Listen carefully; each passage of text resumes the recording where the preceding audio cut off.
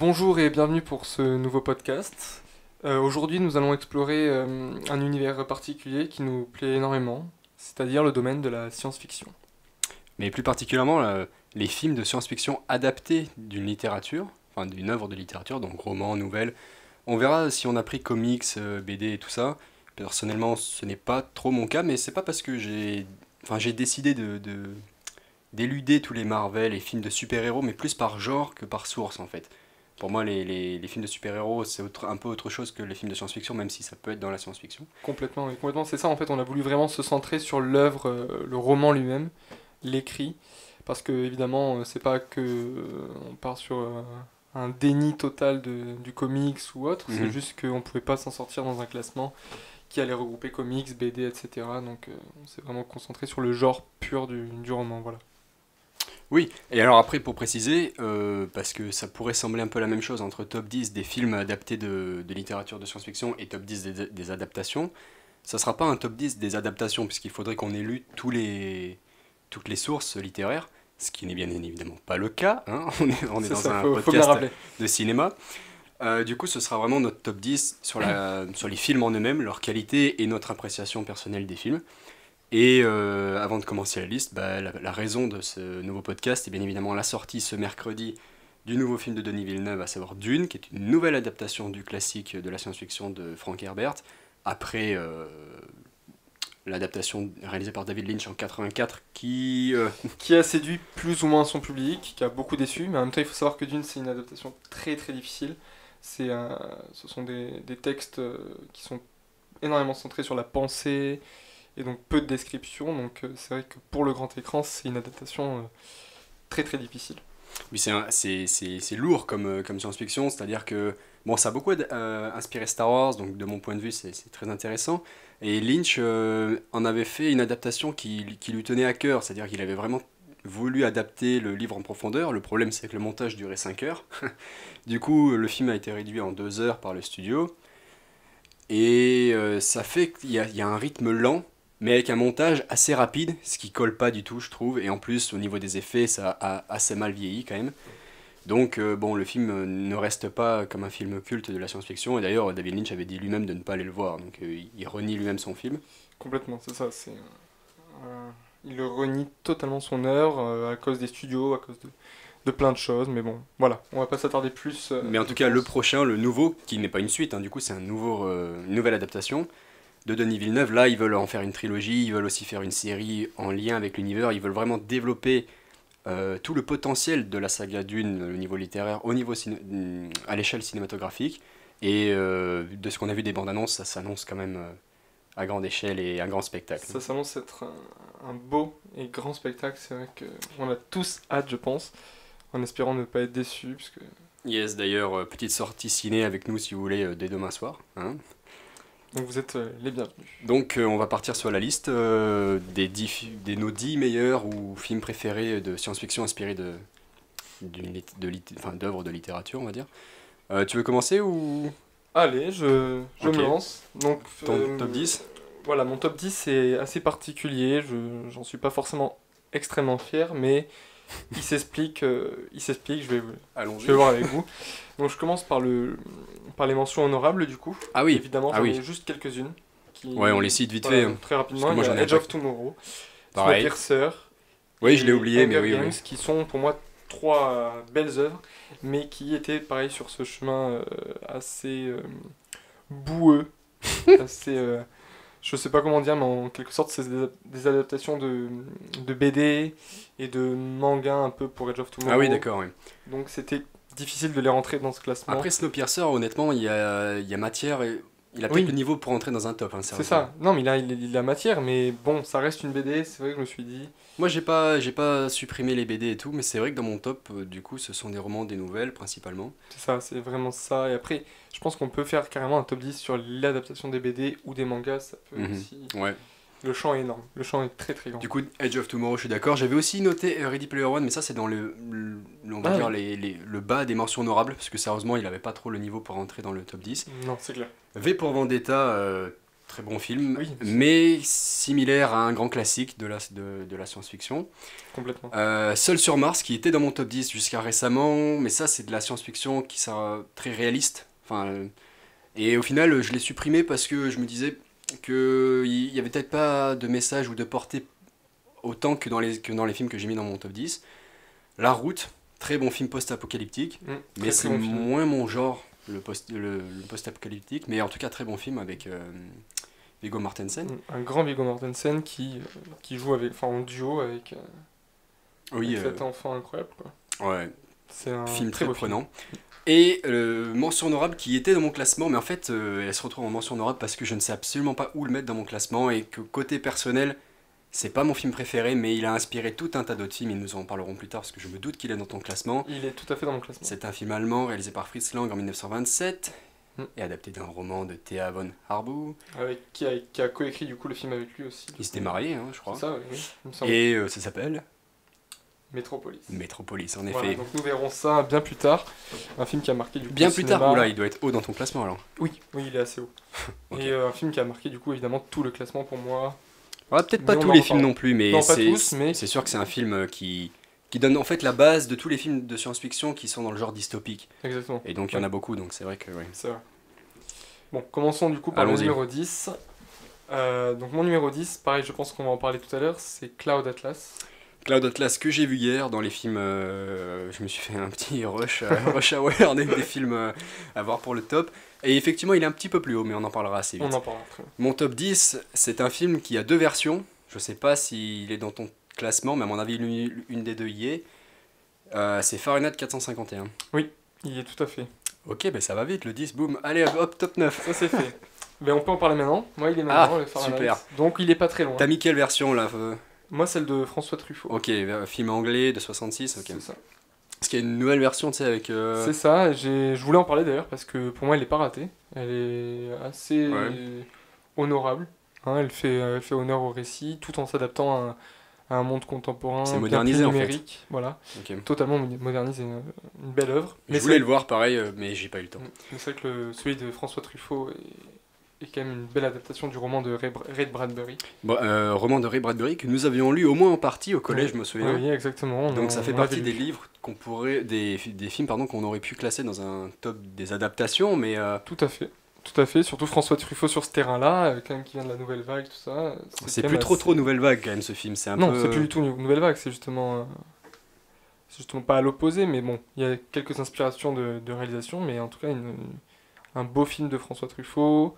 Ouais, c'est surtout le message qui quand même...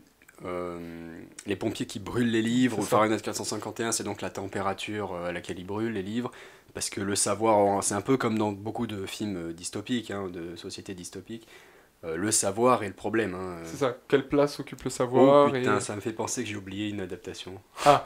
Merde, bon, c'est pas grave. Est-ce que tu pourras le changer pendant que je parlerai du prochain film, si tu veux? C'est pas grave, non, je le changerai pas, mais Tu peux le mettre en mention honorable, tant qu'on y est encore. un certain livre de George Orwell, il est dans ton classement? Ah non, il y est pas. Ok, bah ça me fait... Mais parce que l'adaptation est mauvaise. Laquelle? Il y en a eu 3. Ah, j'en ai vu qu'une seule, j'ai pas vu Moi les aussi j'en ai autres. vu qu'une seule, mais je sais pas si on a vu la même, mais bon. Ah, je savais pas qu'il y en avait eu 3, je sais que celle que j'ai vue en tout cas est très mauvaise. C'est avec Richard Burton? 1984. Bah, bon, ça va, Moi, je j'ai trouve. pas été. Enfin, par rapport au livre, qui quand même est un univers juste incroyable, pour moi, elle ne figure pas du tout dans le top. Oui, C'est le scénario qui l'emporte et pas la réalisation pour moi Oui, du film. ok, ouais. Je sais pas s'il aurait été dans le top 10, mais là, en disant que le savoir était un problème pour la société, en fait, ça C'est m'a ça. fait penser à ça. Je me suis dit, merde, je l'ai Mais oublié. oui, le savoir qui est matérialisé du coup par le livre et par en fait cette crainte des élites du gouvernement en quelque sorte de se répandre une sorte de pensée différente de la pensée unique. Et puis, ces scènes où ils font des grandes pyramides de livres qu'ils brûlent, ça fait penser au pogrom. Tout à fait. Donc, oui, en vrai, c'est un Avec film. c'est très frais d'ailleurs, c'est très récent par rapport à l'année du film en plus. Par rapport aux destructions des livres par les nazis, tout ça. C'est pas... Bah, le film, il est sorti en 66, mais Oui. par contre, oui, le livre faisait plutôt référence le à livre, ça, oui. oui, oui. Du coup, oui, bon, en tout cas, très bon film. J'ai pas vu la nouvelle adaptation, mais apparemment, elle vaut le coup. Elle est pas mal. En termes Et de réalisation, elle est chouette. donc Le voilà. casting aussi. Voilà. Mm. Une belle œuvre quand même sociale, hein, de critique. Beaucoup des films vont être critiques. Certains sont plus sur un concept que je trouve très intéressant, mais pas mal sont sur des critiques de la science-fiction. On sert souvent à critiquer notre société actuelle, donc c'est souvent le cas. C'est aussi le cas de mon top 9, qui est peut-être dans ton classement. C'est un film américain, sorti en 2006, réalisé par Alfonso Cuarón. Il arrive juste après, donc on Les Fils de peut en l'Homme. parler maintenant. Ok, Children of Men, adapté donc du roman éponyme de P.D. James. Exactement, Phyllis. Oui, Phyllis Dorothy James. Oui, moi il y avait marqué Ouais. P.D. James. Hein. Ouais, c'est ça, j'ai essayé de chercher pour faire genre que j'étais Ouais, non, moi je connais cultivé. pas l'auteur ou l'autrice, vous dites que Mais vous du voulez. coup, Mais... ouais, non, roman que je n'ai pas lu, Moi non plus. mais qui donne envie de le lire, avec une réalisation quand même sacrément efficace, qui met en place le plan séquence de manière magistrale. Oui, et moi, honnêtement, ce qui... Alors, l'histoire est prenante, Mm. on est dans un thriller quand même, mais au-delà de la structure du scénario, c'est le monde qui est construit autour. Tu sais, au début, ils expliquent tout un tas de trucs, la prise de Cincinnati, la montée Ouais. des eaux, les immigrants qui du coup sont bloqués, le Royaume-Uni qui ne veut pas d'immigrants et le Premier ministre qui nie les actes de torture, l'utilisation de la bombe atomique. Et en fait, il y a tout un tas de détails distillés à travers le film qui donnent la vision de l'auteur sur le monde futuriste et qui étoffent la construction du monde autour de cette histoire et qui, je trouve, le rend, pour un film de science-fiction, plus riche que d'autres. Donc c'est pour ça que pour moi, il rentre dans le top 10. Mais c'est vrai que l'histoire de base sur les femmes ne peuvent plus faire d'enfants est aussi très intéressante. Et, C'est ça, il y a ce côté où en fait, ce qui a été beaucoup éclipsé par les films de science-fiction, c'est le côté émotionnel du film.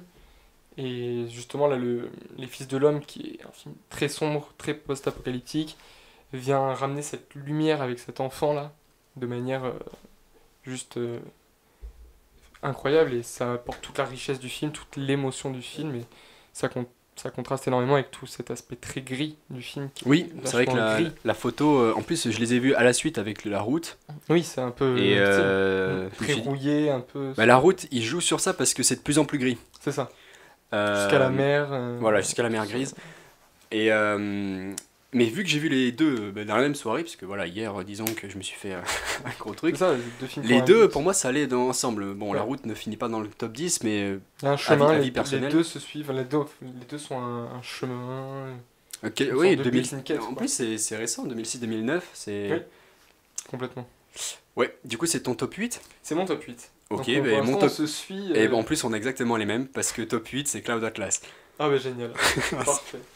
Du coup, Cloud Atlas, un film américain réalisé par alors à ce moment-là, les Sœurs, à ce frères, moment-là, les sœurs, je crois. sœurs Wachowski et Tom Tykwer. Ah oui, c'est vrai, j'avais Parce pas noté. que, en gros, ils ont réalisé chacun 2 époques. Vu qu'il y a 6 époques, bah, ils sont 3 réalisateurs ou réalisatrices, enfin, bref. Film de 2012, adapté du roman Cartographie des nuages. Alors déjà, il a un petit bonus rien que pour le titre. Oui. Très beau Très titre. très beau titre. Même plus beau en français que en Oui. américain, pour une fois. Ouais, en vrai, les deux... Parce qu'en français, ça pourrait marcher à l'Atlas aussi. Oui, ça pourrait marcher. La Mais, classe des nuages, tout ça, c'est un beau titre. Très beau titre. Et alors là, pour moi, il monte pas plus haut parce que je trouve que l'histoire... En fait, les 6 histoires ne sont pas forcément hyper profondes. En même temps, hein, bon, vu qu'il y a 6 histoires en parallèle, je comprends qu'il fallait pas faire un truc trop profond. Mm. C'est le concept de base qui est hyper intéressant, mais qui aurait pu, à mon avis, être un peu plus poussé. C'est pour ça qu'il est que 8ème, mais il arrive quand même dans le top 10. Et le concept, c'est d'avoir une chronologie qui est perméable, avec... il y a quoi? Il doit y avoir 8-10 acteurs qu'on C'est ça, voit, qui qu'on voit dans reviennent, chaque timeline. maquillés différemment. Avec Certains de qui n'ont pas nouvelles- les mêmes sexes en plus. Certains qui n'ont pas les mêmes sexes, c'est génial, ça c'est Ça, tu c'est t'y attends pas au leur début. touche, leur univers en fait. Et leur vie reste aux en, sœurs qui- en contact à chaque fois de différentes manières. Et Moi, pour moi, il est 10ème parce que justement, c'est un film qui fait hommage justement au cinéma, qui fait hommage au cinéma de science-fiction et qui reprend des films de science-fiction déjà existants d'ailleurs, enfin des récits déjà existants, dont certains films qui vont arriver dans la suite du classement. Donc pour moi, c'est plus un film hommage, mais qui rend au-delà de l'hommage, qui vraiment est une très belle œuvre. bah, moi, tu me l'avais conseillé il y a quelques années. Je l'ai regardé du coup pareil hier. Et honnêtement, scotché par la construction du film. Au niveau de l'idée du scénario, comme j'ai dit, mais aussi du montage. C'est-à-dire que ils se retrouvent tous à s'échapper à peu près au même moment, à avoir ça. le même type, pas les mêmes problèmes, mais les mêmes types de problèmes. Et le montage, c'est pas mal. Quand l'un se dit qu'il va falloir enfoncer la porte, boum, c'est l'autre qui toque à la porte dans un autre, Le dans montage une est autre très efficace, chronologie. ouais. Donc c'est vraiment bien fait. Parce qu'on n'est pas sur un montage saccadé, on n'est pas sur tout s'enchaîne très vite. Au début, c'est ça. Prend son... Au début, c'est saccadé, ensuite ça prend son temps. Ouais, première séquence, les 2 premières Oui. minutes, c'est que des plans de différentes tailles chronologiques. Du coup, Je on est un me peu suis, perdu, je me suis dit, mais qu'est-ce qui va se c'est passer quoi ce bazar? D'ailleurs, il faut le dire, c'est un film très très long. Oui, Sur, c'est 3 bien heures. 3 heures. Et le montage est excellent. Ça aussi, c'est un léger problème. Peut-être qu'ils auraient pu faire un peu plus court. C'est vrai.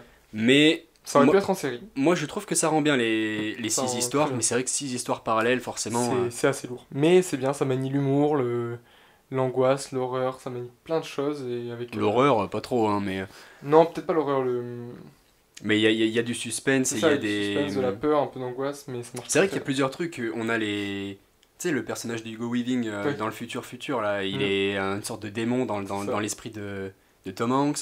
C'est assez Euh, génial. On a les Euh, pressions, enfin on a plein de trucs de science-fiction, mais la Plusieurs première histoire est en pays, on a la 1800 et quelques. Corée, on a plein de choses. Ouais, c'est Néo assez Séoul, génial, ouais. Néo Séoul, c'est ouais, Assez intéressant. un Niveau univers effets spéciaux, il faut aussi rappeler que c'est un film indépendant. Donc c'est le film indépendant le plus cher de l'histoire. Ah ouais? Oui, il est totalement indépendant. C'est des studios et une distribution indépendante. Donc, OK. Après ils ont un gros casting hein. gros casting, ils ont tourné énormément dans plein de pays, en Allemagne, en République tchèque, en Angleterre. C'est assez fou. Voilà. Bon, on va rester là sur ce projet pharaonique. Yes, top 7 du coup, c'était alors attends, je sais plus où on en est. Bon, ça c'était mon top 8. Oui, donc c'est à moi du coup. Ok, Je l'ai vas-y. dit, je l'avais donné. Donc mon 7, c'est Blade Runner. OK, on en parlera plus tard. On en parlera plus tard. Top 7, je suis pas sûr qu'il y soit parce que moi-même j'ai eu du mal à le classer en science-fiction, notamment dans le jeu auquel on joue, il est dans Aventurier. C'est Jurassic Park. Oui, non, mais il a totalement sa place. D'ailleurs, je l'ai vu sur beaucoup de forums OK. inscrits. Pour moi, je l'aurais pas mis parce que, au-delà de l'idée, le film, pour moi, Jurassic Park est plus une attraction finalement Oui. qu'un film. Et alors en fait, de mon top 6 à top 10, honnêtement, l'ordre, je suis pas très sûr de moi. Mhm. Et Jurassic Park, c'est pas le film que par exemple, là je viens de voir Cloud Atlas et je pense que je préférerais Cloud Atlas. Mais Jurassic Park, non seulement c'est un film de 93, et Spielberg amène quand même de nouveaux effets spéciaux, il amène les dinosaures à l'écran, c'est quand même une première fois. C'est impressionnant. Et derrière, il y a quand même tout le côté, même si c'est vrai qu'il y a plus ce côté attraction dans le film, c'est plus un truc un peu d'aventurier, d'action. Il y a quand même toute la question de ce que les hommes font sur les expériences génétiques, Mais ça, que la nature reprend ses droits, tout ça. Donc il y a quand même un message derrière qui est, même s'il est assez caché, parce qu'il n'est pas direct, Ouais. qui est quand même assez universel et C'est assez ça. fort. Donc Et bon, au final, pour moi, il mérite sa place. Ce que les nouveaux ont essayé de faire, les Oui, Jurassic les World, Jurassic World, ouais. ils ont essayé de s'ancrer plus dans ce côté science-fiction avec la manipulation génétique sur l'homme, tout ça. Et au final, ça Mhm. marche moins bien. Au final, la Ouais. sorte d'insouciance qu'avait glissé Spielberg dans ses Jurassic Park marchait bien mieux, était plus subtil. Voilà, c'est ce que je Oui, dis. alors après, le premier, hein, parce que les autres, bon, Oui, pas voilà, grand les fan, autres, mais c'est de l'attraction, quoi. Et voilà. voilà. Du coup, mon top 6, en le regardant, je me suis dit pourquoi pas plus haut. C'est La planète des singes. Ok, c'est une adaptation. C'est une adaptation, oui. Ok, d'accord. Le premier, je parle du premier, évidemment. J'y Après, ils étais sont pas du tous- tout. Donc le film est de... Tu parles Frank de Schaffner. Charlton Heston là? Avec Charlton Heston, exactement. Ok. C'est adapté d'ailleurs d'un roman de science-fiction français. Mais ça me dit un truc, on l'avait pas vu au collège en plus? Si, de Pierre Boulle. Oui, C'est oui, un oui, roman oui. de Pierre Boulle. Putain, on l'avait lu en plus, je crois. Alors je sais pas si ça se déroule exactement pareil à New York ou pas, mais Putain, en j'ai tout cas complètement l'adaptation est juste incroyable. Il s'agit d'un vieux film, hein, donc, Moi, je l'ai toujours pas vu l'original. mais dont le dénouement, la scène finale résonne encore de manière juste magistrale et puissante, Ok. avec une mise en scène juste géniale. Alors peut-être on peut critiquer les costumes, d'autres choses, mais c'est un film qui épouse son époque et qui, encore aujourd'hui, reste merveilleux, car il a permis aussi l'élaboration d'un préquel qui était au cinéma sur cette dernière décennie et qui a plutôt bien marché. Donc c'est vraiment un univers qui est Ouais, international. t'aimes bien la nouvelle trilogie? Enfin, J'ai la beaucoup aimé la nouvelle trilogie. Ok, ouais. Beaucoup, beaucoup. Elle était très très juste et elle amenait ce côté action que n'avaient pas peut-être les anciens, tout en gardant un côté science-fiction assez troublant et marche très très bien. Ok, ok. Bah, Moi, j'ai pas vu l'original, donc je peux pas en parler. La nouvelle trilogie, j'aime bien aussi. Et pour ce qui est de l'aspect adaptation, bah, comme vous avez vu à ma réaction, j'ai complètement zappé que c'était euh, basé sur un roman. Du coup, bah, c'est pas dans mon classement. Mais voilà. Top 6, c'était ton top 6 ça? C'était mon top 6. Ok, mon top 6, c'est Minority Report. Il est dans Hmm. ton top? Il est pas dans mon top. Ok. J'ai pas voulu le mettre, enfin, j'ai un peu oublié aussi. Je voulais le citer en mention honorable parce que j'ai peu de souvenirs en fait. Enfin, je m'en rappelle Voilà. dans la globalité, mais je pourrais pas te donner une scène précise. Bah, pour être tout à fait honnête, je m'en souviens pas non plus hyper bien. Donc, il y en a deux, on va dire, dans le top où c'est comme ça. C'est plus par rapport à mon ressenti en sortant du film. Enfin, je l'ai pas vu au cinéma en 2002. Bon, voilà, j'avais 3 ans. Mais du coup, cette adaptation de Spielberg, donc adaptation d'une nouvelle de Philippe Cadic. Philippe Cadic que l'on va retrouver plusieurs fois dans mon classement, je suis désolé. Mais voilà, il est plusieurs. Enfin, c'est quand même un maître de la science-fiction. Donc là, c'est plus pour le concept de base. Même si je me souviens avoir bien apprécié l'aspect thriller d'action avec Tom Cruise, tout ce qui est suspense, c'est par rapport au concept de base sur les précogs. Et l'aspect action du policier, moi j'étais pris par le film. Oui, ça marchait bien. Mais je m'en souviens pas super bien. Ce dont je me souviens, c'est que l'aspect, on peut prévoir l'avenir, et donc on arrête les gens pour des crimes qu'ils vont faire. Donc en fait, il n'y a plus de présomption d'innocence, c'est de la présomption à la culpabilité. Et ben ça, je me souviens, et surtout avec la fin qui est quand même un beau retournement de situation, Oui. je me souviens, après avoir vu le film, avoir beaucoup réfléchi, en avoir beaucoup discuté avec mon père. Et du coup, bon, moi, c'est un film qui m'a marqué au niveau, vous savez, ces films de science-fiction qui font réfléchir pas Sur mal. ceux qui soulèvent. Et c'est vrai que cette question d'éthique, elle est assez glaçante, quoi. Est-ce qu'on peut condamner un crime qui n'a pas été fait? C'est assez complexe. En fait, il n'y a plus de libre arbitre, Mm. quoi. À C'est partir ça. du moment où on sait que la décision, enfin, qui s'oriente vers là, est-ce qu'il peut changer ou pas de, Mm. de direction? Mais très bon film qui aurait mérité la place dans le classement. Mais c'est vrai que. Après, voilà, côté réalisation et tout, je peux pas trop en parler, je m'en souviens plus assez bien, mais... Mm. Donc ça, c'était mon top 6, voilà. Top. Ben moi, du coup, mon numéro 5 c'est Metropolis, comme on en parlait tout à l'heure. Ok, je pensais qu'il serait top 1. Non, non, non, j'allais pas le mettre top 1 parce que j'ai peu de souvenirs. Même si certaines scènes m'ont marqué. Ok. En termes de décor, en termes de. Juste d'image. Après, il manque beaucoup du film, il manque un bon quart, je Oui, crois, ou un oui, bon tiers. il y avait ça aussi, mais Fritz Lang, du coup, qui est un très grand réalisateur et qui nous livre là une œuvre qui, en 1927, a dû résonner de manière incroyable. Ben non, en fait, en 1927, Elle a- ça a été un échec critique et Ah oui, commercial. ah oui c'est vrai, j'avais entendu ça, oui, c'est vrai. Mais après la Seconde Guerre mondiale, il me semble qu'il a été restauré, et là, les Et critiques là, l'ont les trouvé comme un critiques, chef-d'œuvre. D'accord. Et après, il a été reperdu en partie, et donc il a été re-restauré au 21e siècle, mais partiellement, quoi. D'accord, j'ignorais. Mais du coup, oui, c'est ça, c'est une œuvre assez intemporelle, même si bon, la technique est flagrante, date de 1927. C'est clair, on n'est pas sur un film récent avec un rythme récent. Ah, le rythme est très très long. Voilà, c'est un rythme très long. Le film est long, dans mes souvenirs. Non, Non. par rapport à Cloud Atlas, il dure juste 2 heures. Ouais, mais on le avec sent, 2 quoi. heures avec un rythme lent de 1927, tu le sens passer, quoi. C'est ça. Donc, Parce que nous, on est habitué avec les films d'aujourd'hui à des rythmes bien plus effrénés. oui, avec plus de paroles déjà. Aussi. Bah déjà, c'est un film muet, oui. Donc, En plus, je sais pas comment on appelle ça, tu sais, les panneaux qui s'affichent là pour te donner Oui. du texte, ils sont en allemand. Du coup, t'as les sous-titres français sur de l'allemand. c'est ça, il faut Pendant suivre. 2 heures, bon, c'est... Mais c'est une très très belle œuvre avec enfin, qui inspire énormément de films. Oui, Ça, c'est indéniable. bah, tous les films de dystopie, avec en gros les riches au-dessus, les pauvres et ouvriers dans la Mm. ville d'en dessous. Les plans de ville où les voitures grouillent sur tous les ponts, moi quand j'ai vu ça, c'était Coruscant, tu vois. Oui, exactement, mais ça a inspiré. Euh, Hein. Il y a plein de trucs. Bon, les robots, c'est un peu les hommes cherchent à tout le temps travailler sur les machines, Mm. et les machines deviennent une sorte de divinité C'est ça. qui elles-mêmes cherchent à se développer, à faire d'une machine à l'apparence humaine, tu vois, C'est ça, une hybride, c'est assez violent. Il y a une classe au-dessus, quoi. c'est une époque où on parle de la domination de l'homme par l'homme, de l'exploitation de l'homme par l'homme, et là il y a la Mhm. machine qui entre en compte, qui à l'époque est, enfin, je crois, un sujet pas non plus énormément exploité. Les temps modernes, c'est un peu le même style, mais je sais pas, Un peu le même je me style, souviens mais de plus manière exactement quelle plus année c'est. comique, mais là on a vraiment cet aspect assez grave en tout cas. Et voilà, du coup un film assez important, et on pourra... Oui, non, c'est 1936, les temps modernes, C'est ça, c'est plus tard. Ouais. 10 ans après. Donc on peut, voilà. Donc voilà pour Metropolis, on peut passer maintenant au top 5 de Raphaël. Top 5, je pense pas que tu l'aies vu. Starship Troopers. Non, je l'ai vu ressortir plusieurs fois sur les... Ah ouais, parce que c'est pas un film hyper apprécié quand Ouais, même. mais pourtant je l'ai vu ressortir sur les forums plusieurs fois, mais non, je ne l'ai pas vu. Ok, du coup, film américain de Paul Verhoeven, sorti en 97, librement inspiré du roman Étoile garde à vous de Robert Heinlein, je sais pas du tout comment on dit. Pourquoi je dis librement? Parce que c'est un peu le grand truc de Verhoeven, hein, il se fout toujours de la gueule des studios, du coup il est obligé de faire des films indépendants en France maintenant.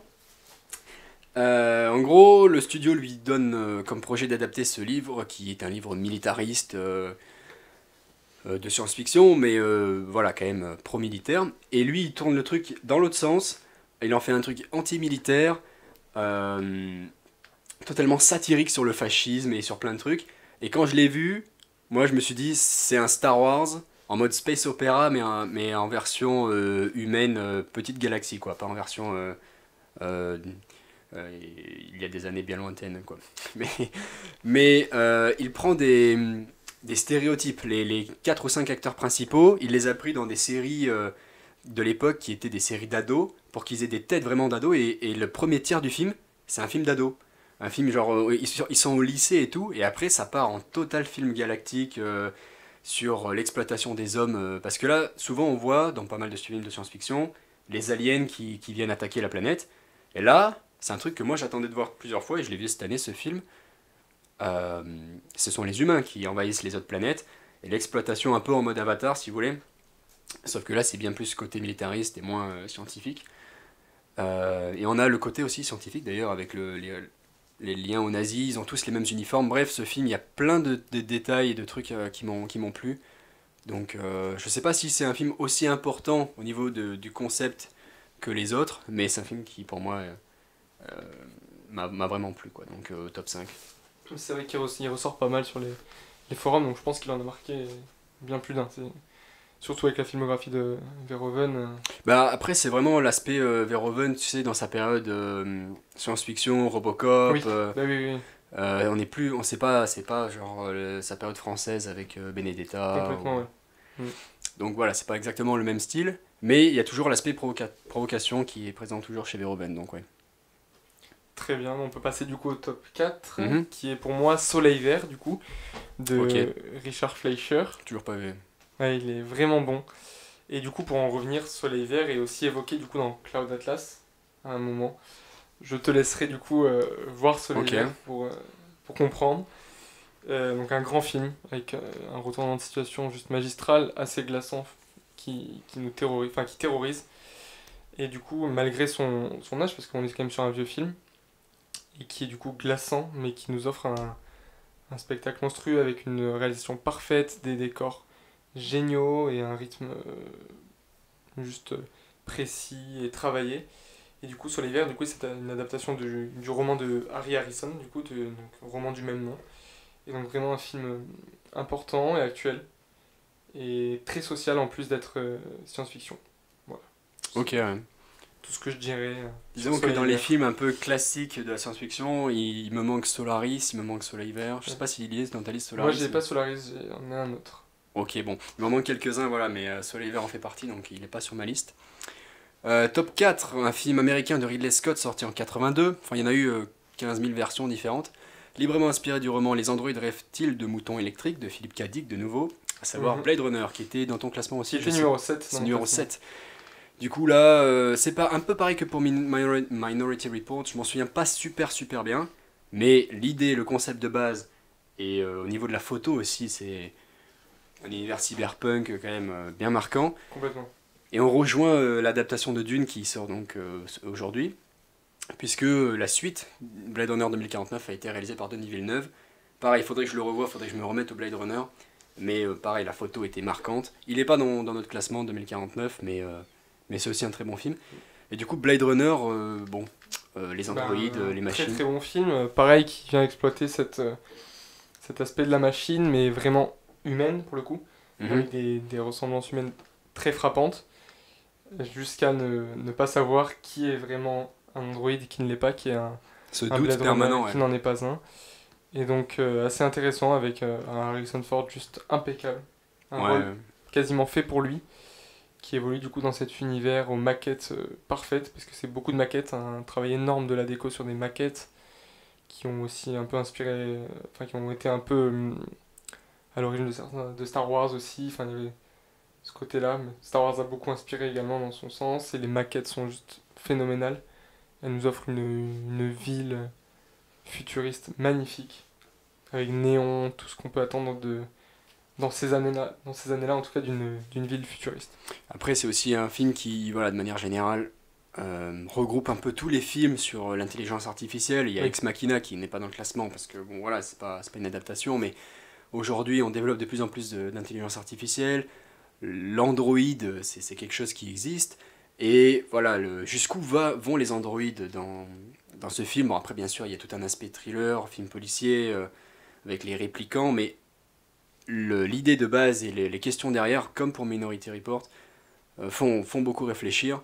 Donc Philippe Cadic, quand même, sait écrire des histoires, on va dire, captivantes sur un concept vraiment qui te fait réfléchir et qui te questionne. Et ces deux adaptations, donc Minority Report et Blade Runner, pour moi, sont des bonnes adaptations qui rentrent donc dans un top 10 facilement, on va dire. Hmm. Top 3. Alors mon troisième c'est Stalker de Ah oui, Tarkovsky. ok. Donc très très bon, pareil. Donc à l'image de son Solaris, un univers juste phénoménal. Et c'est un des réalisateurs qui pourrait être le plus comparé à Kubrick. Deux réalisateurs qui ont une sorte de patte un peu identique, en tout cas qui se complètent. Et du coup Stalker est juste phénoménal en termes de futurisme, mais extrêmement actuel en termes de pollution, de monde un peu ravagé comme ça. Ok. C'est juste phénoménal en termes de nucléaire aussi. Enfin, il y a toutes ces questions-là qui sont un peu abordées, mais à la fois pas du tout abordées. Et on a des... C'est-à-dire aborder. C'est-à-dire en C'est quelque subtil, sorte, quoi. voilà, nous on le comprend comme ça, mais les mots ne sont pas. Mhm. D'ailleurs, les mots ne sont pas beaucoup utilisés dans Stalker. Enfin, moi, dans mes souvenirs en tout cas que j'ai, parce que je l'ai lu il y a quand même pas mal de temps, c'est peu de paroles. Et c'est en fait, on suit un groupe de personnages. C'est un film qui aussi avancent. long que celui qu'on avait vu là au cinéma, je sais plus comment il s'appelait. Il est très long. Non, peut-être pas autant que Andrei Roublev, Voilà. mais là, Andrei Tarkovsky nous offre un film assez long, donc, mais qui est juste très percutant, avec des décors incroyables, notamment ce sol sous forme de vagues, Ok. ce sol altéré en fait par les lois de la physique. C'est ça, c'est un film qui vient détruire toutes les lois de la physique, et des personnages qui évoluent dans des mondes, en fait, dans des mondes Mhm. tous aussi différents les uns que les autres. Et c'est juste phénoménal. Donc très très Après, grand film. du coup, si la destruction des lois de la physique ça rentre comme dans le top 10, on pourrait mettre Fast and Furious 9. Hein. Ça rentre. Ah, là, ouais. je pense qu'il serait top. Hein. Je pense que là, on Là- casse tout en termes là, c'est d'aimant, en termes de. Là, c'est grandiose. La gravité, non, on connaît pas, ça n'existe pas. Du coup, mon top 3, il y a eu 2 films adaptés de cette nouvelle, encore une fois, de Philippe Cadic qui s'appelle Souvenir à vendre. C'est bien sûr Total Recall. Mais moi, je l'ai pas mis. Aucun des deux? Aucun des deux, j'ai pas aimé les deux. Ah ouais? Ouais, le deuxième peut-être plus, mais le premier, j'ai pas aimé Schwarzenegger dedans. Ouais, alors c'est vrai que, bon, Schwarzenegger, bon, c'est... J'ai du mal, c'est après, c'est peut-être ma faute, j'ose pas y rentrer non plus énormément, mais j'ai trouvé que c'était une adaptation qui avait assez mal vieilli. Ah ben justement, moi je trouve que ça va mieux que d'autres des années Ah oui? 90. Ah, pour moi, il a très mal vieilli, hein, en termes de. Ouais, les combats, les costumes. Oui, et le nouveau en fait se distingue que par son introduction, pour moi. Toute la suite. Bah, moi c'est quand même, enfin je trouve quand même le concept. Déjà on parlait du doute permanent dans Blade Runner. Non, il est. Et là c'est pareil, le doute il est permanent dans cette d'ailleurs nouvelle adaptation de Paul Verhoeven de 90. On vend des rêves, on vend des souvenirs et des rêves, un peu, pas exactement comme dans Réminiscence qui est sorti récemment, mais un film intéressant aussi. Mais, et on sait jamais qu'est-ce qui est du rêve ou qu'est-ce qui est de la réalité dans le film. Mm. Et ça ajoute à l'aspect suspense qui est déjà dans l'intrigue avec l'aspect agent secret. Ça, dès le début, on est là, on croit que c'est un simple ouvrier, et il y a ce côté où il demande à s'extraire de sa réalité en rêvant juste d'être un agent secret. Et il faut en fait surtout ne pas demander un rêve qui est déjà une réalité, il lui demande d'être agent secret. C'est-à-dire qu'en fait, entre les mémoires qui sont effacées, les mémoires qu'on peut créer, et lui, quelle est encore une fois sa dose de libre arbitre là-dedans. Honnêtement, non, moi je trouve le film, enfin en tout cas l'idée de base vraiment très intéressante. Et je trouve que les deux adaptations se valent. C'est vrai que la deuxième se fait très très critiquer. Elle est plus récente déjà. Bah, elle s'est fait déchirer hein, par les critiques. Beau casting, hein. Oui, oui. C'est pas pareil, ils vont pas sur Mars et tout, c'est pas exactement le même style. Pareil. Et c'est vrai que c'est peut-être un peu plus modernisé au niveau. C'est ça, moi, pour moi, c'est juste peut-être la première demi-heure du film qui marche, et après... Et moi, le premier, je le trouve bien. Hein. Ah, moi, je l'ai vu qu'une fois déjà, et j'ai Oui, pas moi un aussi. très très bon souvenir, en tout cas, du film en lui-même. De l'histoire, oui, mais du film, non. Si, moi ça allait bien. Honnêtement, bah, il est top 3, donc ça se Oui, comprend. Mais... c'est que oui. Donc, un concept qui vaut le détour, et pour moi, un film qui fonctionne bien. Donc, voilà, à top revoir, 3. je pense que du coup, je le reverrai. Top 2. Top 2, alors là, tu vas peut-être ne pas être content. Oui, Mais moi, j'ai mis 2001. Ok, on en Donc parlera. on en reparlera peut-être dans longtemps, je sais pas. Non, il en reste que 2, mais de toute façon, mon top 2, ça doit être ton top 1 du coup. Moi, c'est Premier Contact. Ouais, bah mon top 2, c'est C'est Premier ça, Contact. on échange. On échange. Arrival, donc inspiré de la nouvelle L'histoire de ta vie de Teg Chiang, Exactement. film de Denis Villeneuve, qui a donc réalisé Dune, qui sort Qui est aujourd'hui, beaucoup encore une présent fois. dans ce top, hein, d'ailleurs. Oui. Un réalisateur qui s'intègre énormément dans le paysage science-fiction. Bah récemment en fait, avec Blade Runner, Assez avec récemment, 2049, avec Dune, mais avant c'était pas trop son Non, style. c'est vrai que c'était pas un style qui est... Mais en tout cas, un réalisateur très en vogue actuellement, qui met toujours beaucoup de travail dans ce qu'il fait, et qui est dans la discussion des meilleurs réalisateurs actuellement en poste, Complètement. avec Nolan, tout ça. Mm. Et Premier Contact, c'est non seulement il y a la révélation à la fin, mais qui est discutable. Je me souviens quand on était sorti du film, on n'avait pas compris exactement la même chose. Mais même au-delà de ça, juste le concept révolutionne comment on voit les aliens qui viennent sur Terre. La forme des vaisseaux, les aliens en eux-mêmes, quand ils rentrent dans les vaisseaux, la gravité s'inverse, il n'y a pas de porte, hein, c'est un truc... Souvent les aliens en fait sont très humanisés, ils ont des portes, des armes, bon, des trucs. Là ils n'ont pas de bras et rien. Et le principal problème, c'est la linguistique, le langage. Ça c'est toujours un truc qu'on peut se demander, comment tout le monde arrive à communiquer, alors que nous, même sur notre Terre, on a des gros problèmes de communication qui causent souvent des conflits. Et là, le film est sur la communication. Et ça, c'est intéressant de voir pour un ça marche gros très bien film de suivre américain. ce personnage-là, cette femme-là, du coup interprétée avec merveille par Amy Adams. Mhm. C'était pas une actrice que je portais forcément Ouais, tout en haut et qui là nous livre juste une performance incroyable. Et aussi un film qui vient du coup casser cette sorte de linéarité en fait qu'on peut retrouver Mhm. au cinéma et qui vient juste nous foutre une grosse claque à la fin. Oui, parce qu'après, au-delà de l'aspect langage et donc des difficultés qu'on rencontre face aux aliens qui sont pas les mêmes difficultés qu'on rencontre d'habitude, en mode Independence Day, ils arrivent, il faut les buter, quoi. Où on a des F-18 et eux, ils ont des vaisseaux qui font exactement la même vitesse, vous savez, pour faire la course-poursuite, le truc bien pratique. Et bah, au-delà de ça, après, on se retrouve avec une intrigue où, comme tu as dit, la linéarité est plus là, la chronologie, on est entre le passé et le futur, on sait plus qu'est-ce qu'on voit et qu'est-ce qui influence les choix des personnages. Et au travers de ça, une histoire émotionnelle incroyable, très très forte, qui finalement introduit et porte le film jusque dans sa conclusion et nous offre juste une merveille. Hein. Et Denis Villeneuve, je pense que il arrive à trouver ça aussi dans sa réalisation, c'est-à-dire ressortir cette émotion-là qui de manière juste bluffante, quoi. Ouais, il y a tout, il y a le concept de base intéressant, l'intrigue au niveau de sa construction et même au niveau du fond de l'intrigue intéressant, et c'est bien joué, c'est bien réalisé. Donc on passe à mon top 1 et ton top 2. 2001 Odyssée de l'espace, inspiré pareil, assez librement quand même, oui, plutôt librement. de deux nouvelles d'Arthur C. Clarke qui sont À l'aube de l'histoire et La Sentinelle. D'ailleurs en coécriture avec lui, hein, il y a vraiment eu un travail de collaboration entre les deux. Hein. Donc là pareil, on est dans un film assez ancien qui est 1968. Qu'est-ce que vous voulez dire, un film qui révolutionne tout, du plus petit plan à la globalité même du film vient chambouler toute une histoire de la cinématographie et marquer un nombre incalculable de cinéastes et de cinéphiles de manière générale. Hein. C'est un très très grand film.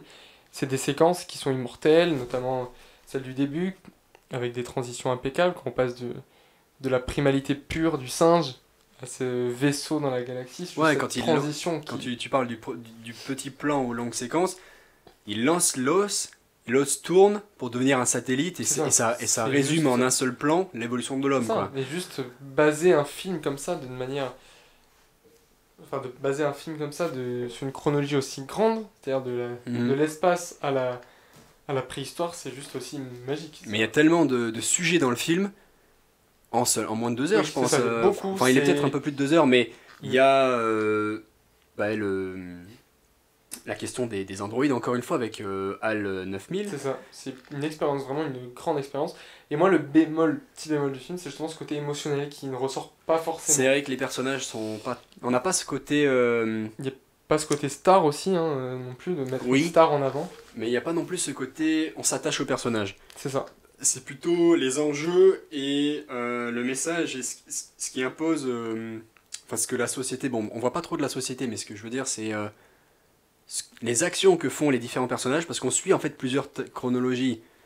Et les actions qu'ils font, qu'est-ce que ça va engendrer? Et c'est ça et c'est plutôt sur les questions que pose le film Complètement. que sur les relations. Il n'y a pas C'est ça, il y a ouais. pas de romance ou de Au tension entre final, les le fait de ne personnages. pas En fait. mettre une tête, enfin de pas mettre des têtes d'affiche, ça ne peut nous poser, nous, en tant que spectateurs, comme initiés dans le film et Mhm. finalement comme une expérience. Et c'est pour ça que 2001, faut le voir au cinéma, il repasse souvent d'ailleurs. C'est une expérience incroyable. Et tu parlais du prologue avec les singes, qui d'ailleurs n'ont pas eu d'Oscar parce que, petite anecdote, l'Académie a dit non, filmer des singes ça ne vaut pas l'Oscar du meilleur costume, alors que les C'est costumes vrai que- étaient tellement de qualité que c'était des acteurs. Incroyable. Bref, ça c'était le prologue, mais l'épilogue s'attaque ni plus ni moins à la question de l'espace-temps, Oui, ah, il détruit C'est- tout. Il détruit totalement tout. avec une séquence qui rappelle, enfin, que Interstellar rappelle. Mm. Euh, et d'ailleurs, les deux films sont assez proches, hein, mais je sais pas si on peut vraiment appeler ça des space opéras, mais c'est un peu inqualifiable. Il y a tellement de trucs dans ce film, ça.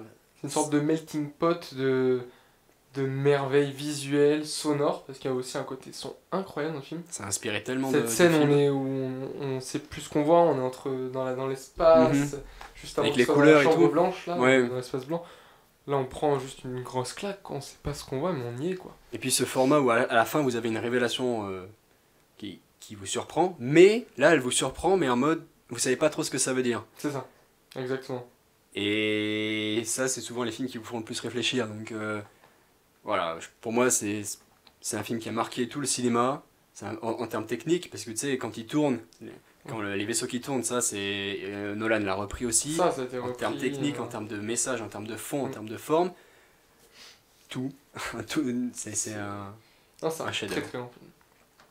Donc voilà pour notre top. Bon, globalement, on a un peu les mêmes. Hein. Oui, c'est grosso modo les mêmes.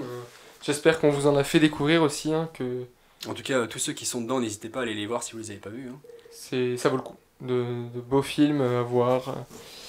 Et n'hésitez pas, évidemment, encore une fois, si vous avez une liste ou une envie ou un film dont on n'a pas parlé, à le mettre en avant en commentaire, à râler aussi si vous voulez, à pester. N'hésitez pas à commenter en tout cas, à nous dire ce que vous en pensez. N'hésitez pas non plus à venir à la sortie ciné, on aimerait bien voilà, Voilà, et- découvrir de nouvelles personnes, voir ce que vous en pensez du film, parce que Dune, je pense que ça va être un très Oui. bon film aussi. hein, moi j'espère que ce film rentrera évidemment dans ce top 10. Oui, à mon avis, oui. Ce serait quand même assez beau. Vu la portée de l'œuvre Dune, je pense que si c'est bien adapté, oui, Mm. il y a de grandes chances. Et du coup, n'hésitez pas à vous abonner, voire adhérer à l'association si vous voulez continuer à écouter ou participer ou même à obtenir du contenu supplémentaire comme les jeux qu'on fait ou les clips bonus. Et on se dit à bientôt pour un prochain podcast ou vidéo ou critique. À très bientôt. Au revoir.